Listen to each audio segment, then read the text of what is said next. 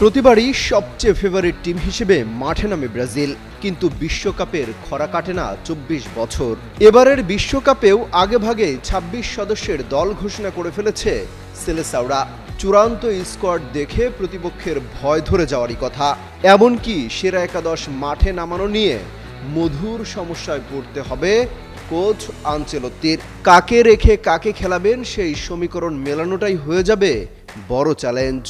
হাতে যেন অপশনের শেষ নেই। কেমন হতে পারে ব্রাজিলের প্রথম ম্যাচের একাদশ, তা যদি প্রেডিকশন করতে চাই তাহলে দাঁড়াতে পারে গোলপোস্ট পাহারায় বরাবরের মতোই প্রথম পছন্দ অ্যালিসন বেকার।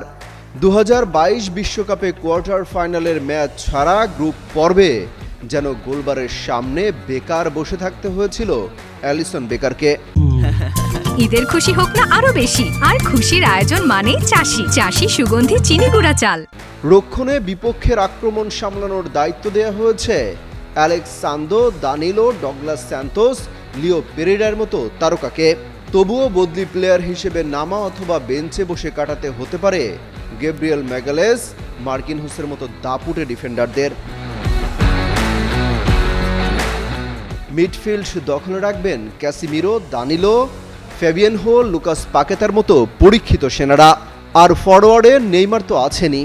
প্রতিপক্ষের কাছে সবচেয়ে ভয়ঙ্কর নাম হয়ে উঠতে পারেন ভিনিসিয়াস জুনিয়র। এই রিয়াল তারকা একাই ম্যাচের জয় পরাজয় নির্ধারণ করে ফেলতে পারেন। বিরোধী শিবিরে কাঁপন ধরাবেন এন্ড্রিক, ইগোর থিয়াগো, রাফিনিয়া, লুইস হেনরিকরা। এখনও বিশ্বকাপের স্কোয়াড ঘোষণা করেনি আর্জেন্টিনা এবং ফ্রান্স। সবার নজর এখন গত আসরের চ্যাম্পিয়ন এবং রানার্স আপের দিকেই। অমিত হাসান রবিন, যুগান্তর নিউজ।